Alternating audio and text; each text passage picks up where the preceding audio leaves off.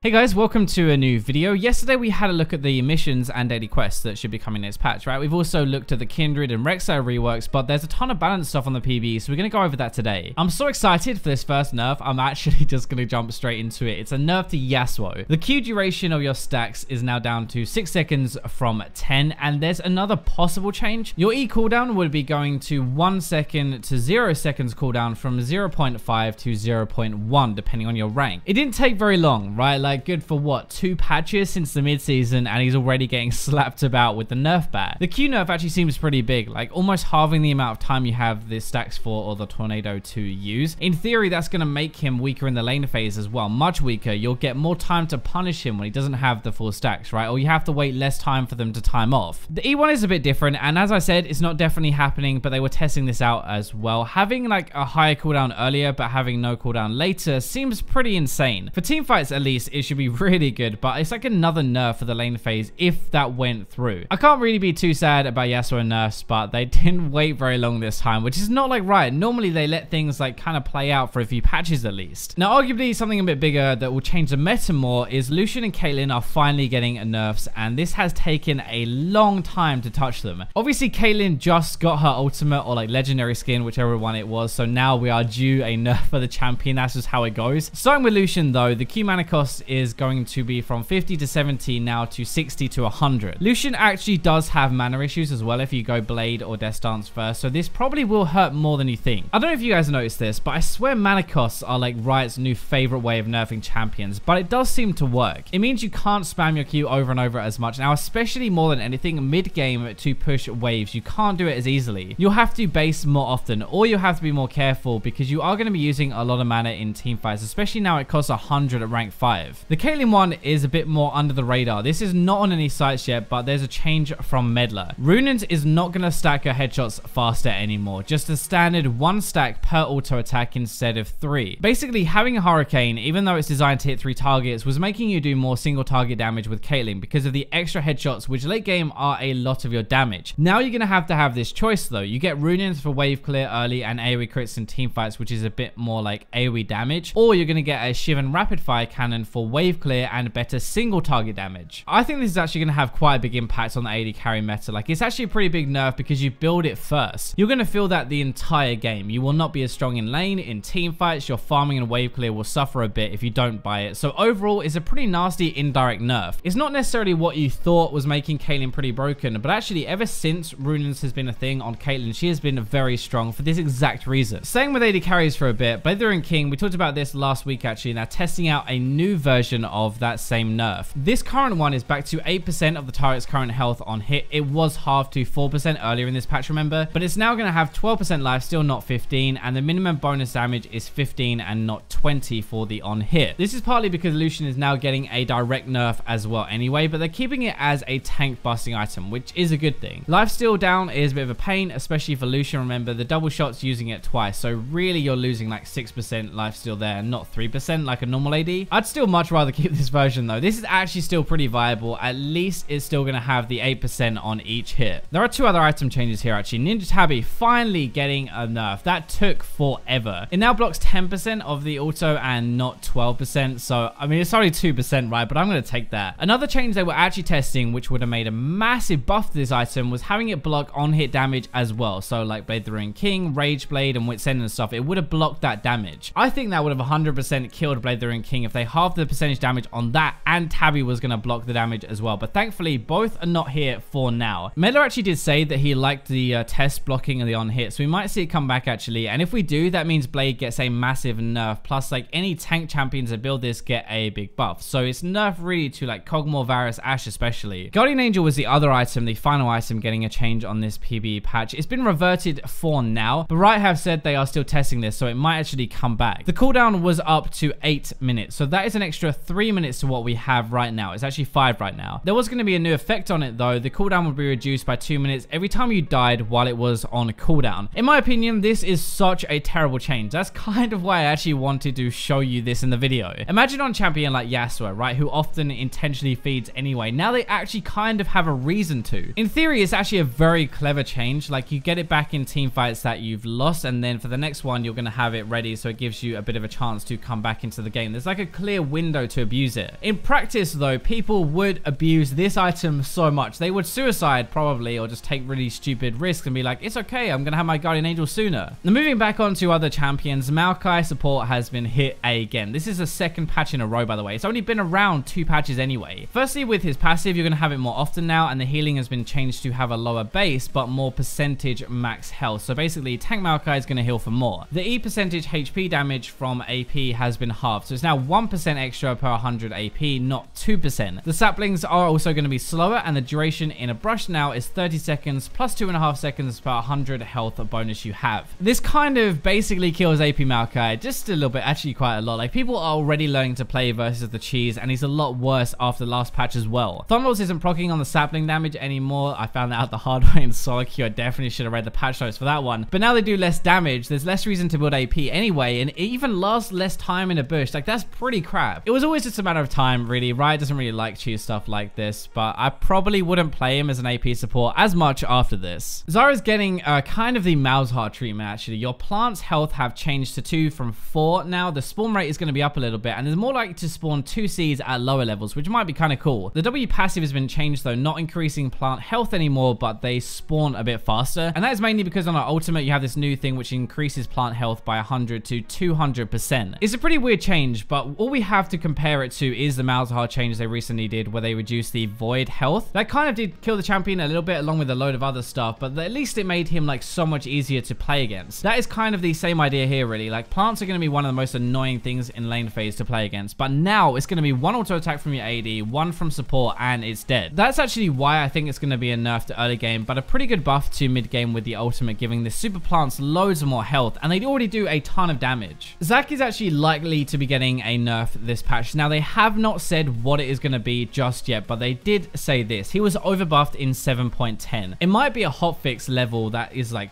proper broken level of play right there. Probably not. Unlike now, actually, we haven't really heard anything for the past couple of days. He is by far, though, the most broken champion this patch. I did not think the buffs were that massive, but he is so good right now. It is insane. I'd 100% ban him. Pick him if you can. He is ridiculous. He's jumped to like a 55% win rate, I think, after the patch, going from like a 45% the one before, which is insane of a jump. It's mostly actually the E knockup duration doubling, which is huge. Like, if you gank somebody now, they're knocked out for 1 second, you have way more time to combo and use your Q as well, and it just like kind of rounds out his kit really well. Now, right now, we're kind of in a bruiser meta, right? But they're actually targeting 3 tanks to try and at least get them back into the meta a little bit. Probably not going to work, though. Mundo is the first one. Your base armor growth is up 0.5, so it's almost like an extra set of yellow armor runes at level 18. Your W magic damage is also slightly up per tick. And remember, this is every half a second, so it actually does add up a little bit if they buff this. Mundo is like the AP counter king, really. Like, you stack magic resist with a spirit visage and you have a huge health total, like a health pool, because of the healing. I'm guessing with this, Riot is trying to encourage people to play him a bit more. We've actually seen him a bit in pro play as a counter to Rumble. He's probably not as bad as people think. The last time this happened was when Kassadin kind of got the placebo buffs a little bit and then he became overpowered. I don't think it's at that level, but he probably is a little bit better than we think. There are 2 small changes to other tanks top lane as well. Malphite is the first one. Your E armor ratio is going to be up to 40% from 30%, and considering items have more armor now in general, this is a good little buff, I think. The problem here is we are in a bruiser meta, as I said right now. Sterak's Guardian Angel are really good offensive